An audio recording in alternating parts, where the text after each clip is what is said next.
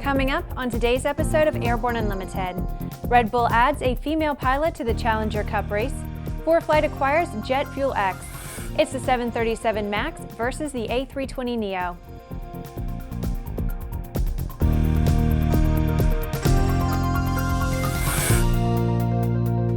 I'm Bri Cross, it's January 19th, 2016, and this is Airborne Unlimited.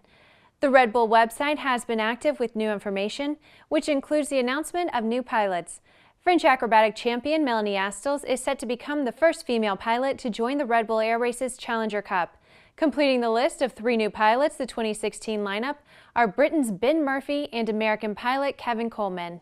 Melanie Astles is a 5-time French aerobatic champion who has earned top 10 rankings at world and European levels. Astles said in part, quote, "I will mostly enjoy the tremendous opportunity of sharing my passion with the crowds." The UK's Ben Murphy is a former commanding officer and team leader of the RAF's Red Arrows display team and is set to bring even more military precision to the Challenger Cup. Kevin Coleman will be taking up the baton as the first American to join the ranks of the Challenger Cup and will be the youngest pilot competing this season. The new pilots will be making their debut at the Red Bull Air Race World Championship in Abu Dhabi March 11th through the 12th. ForeFlight has acquired JetFuelX, which is a free web-based fuel card management service. This acquisition allows ForeFlight users to use JetFuelX services on one platform. JetFuelX is designed to help everyone from individual pilots to large flight departments, including charter operators, quickly pinpoint the best fuel prices. Customers can manage unlimited fuel card memberships and aircraft profiles, view all prices available at the planned destination, compare prices in real time with nearby airports, and submit fuel releases in a matter of seconds. Existing JetFuelX customers can continue to use the free service. ForeFlight customers can also log in to portal.jetfuelx.com with their existing ForeFlight credentials and use the JetFuelX platform at no additional charge. After the break, the 737 MAX goes head-to-head with the A320neo. Redbird is quickly becoming the industry standard for flight training. Since Redbird introduced its revolutionary FMX in 2007, colleges, universities, and flight training operations around the world have integrated Redbird products into their curriculum. It's time to discover what Redbird can do for you. Join the migration.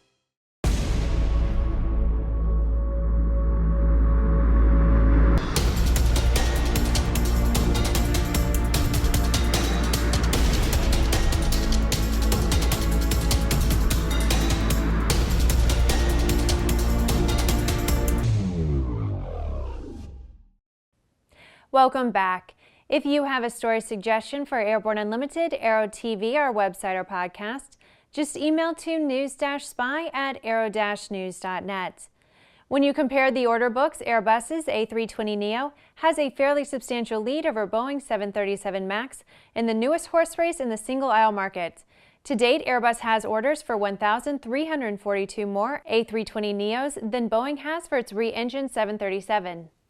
But the message from John Wojcik, Boeing's Senior Vice President of Global Sales and Marketing, is that the fight for market share in that segment is just beginning, and it's going to be at least a 20-year program. In an interview with the Seattle Business Journal, Wojcik admits that Airbus has sold more airplanes. He said, quote, "But at this point in time, I'm not concerned about it." Wojcik said that they have signed up to 26 customers for the 737 MAX, and that there are over 300 that are currently operating the 737. Many airlines have not yet made a decision about what they'll buy for fleet replacement. Boeing has orders for 3,072 737 MAX airplanes, which is a record for a Boeing plane that has not yet left the ground for the first time. Every Tuesday, we look ahead at some of the more interesting events in the aviation universe. Here is this week's Aero-Calendar.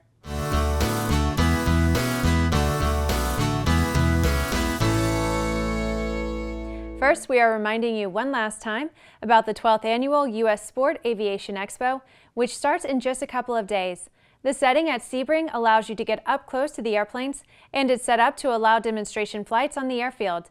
There will be lots of vendors and forums, and a warm welcome from the folks in Sebring. More than 150 exhibitors are expected, and of course A&N will be there. On January 22nd, the Living Legends of Aviation Awards ceremony takes place in Beverly Hills, California.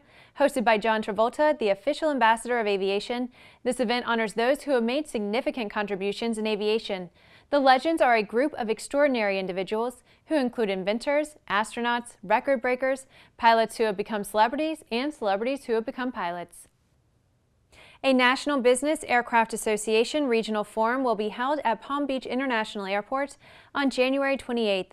These regional forums incorporate exhibits, static displays of aircraft, and educational sessions into one-day events located across the country to help introduce business aviation to local officials and prospective owners and operators, and to address any current issues in the regions. And here's a reminder for those of you who are interested in the U.S. Navy Blue Angels and the U.S. Air Force Thunderbirds. The Blue Angels' first performance will take place on March 12th at the Naval Air Facility in El Centro, California. The Thunderbirds will get an earlier start when they perform a flyover to kick off the Super Bowl. Their first full air show is scheduled for March 14th in Titusville, Florida. After these messages, help wanted, apply at British Airways. Concorde's recombinant gas RG series sealed battery technology produces a high-performance battery with the advantages of being pre-tested and fully charged at the factory. Find out more about Concorde's entire line of batteries at www.concordebattery.com. Concorde, the heart of your aircraft. Sandia introduces the new SAI 340 Quattro TSO'd airspeed, attitude, altitude, and slip. With integral backup battery, safety never looked so good. See it now at www.sandia.aero. There's a difference between charting a steady course and pushing for the ceiling. And for nearly a century, Hartzell Propeller has been defining that difference. It's in our passion for engineering and research and our dedication to testing the limits of performance. We are built on honor. We are Hartzell Propeller. Welcome back. With so much news coming out of the aviation industry, we're summarizing some other interesting stories in a brief segment we call Around the Patch.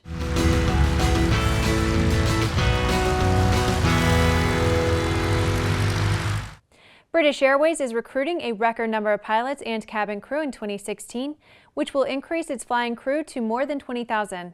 The crews will support the airline's growing aircraft fleet, with 13 new 737-9s and A380s arriving in 2016 alone. Robert Leduc has been appointed by United Technologies as president of Pratt & Whitney. Leduc, who most recently served UTC as president of Sikorsky Aircraft prior to its sale, succeeds Paul Adams, who is retiring at the end of February. Quest Aircraft Company announced that its parent company, Satoshi Holdings, has signed an agreement with Mitsui & Company to acquire an equity stake in Quest. The agreement will help further expand Quest's market globally for their Kodiak aircraft.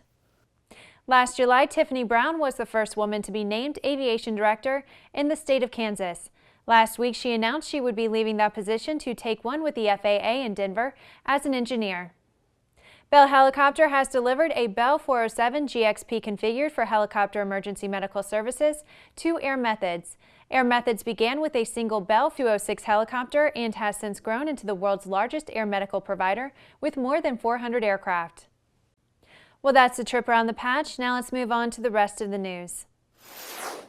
United Airlines is looking to buy 30 single-aisle airplanes this year in a deal said to be worth about $2 billion to the plane maker who wins the business. And right now it looks like Boeing has the inside track. If Boeing is successful in winning the business from the United Airlines, it could be a major hit to Bombardier, which hopes to sell United on its C-Series airliners. While Boeing's airplanes are somewhat larger than Bombardier's C-Series jets, they're still considered to be very competitive in that segment of the market. Reuters reports that nothing has been finalized and the order is still up for grabs.